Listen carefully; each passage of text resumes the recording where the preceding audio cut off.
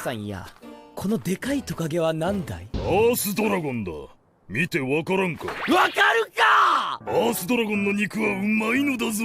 ドラゴンなんて出したらもっと大事だろ。さばいてもらうだけでもダメなのか？一応話してはみるけど。それよりいい匂いがするな。フェル、お前汚いな。なんだと！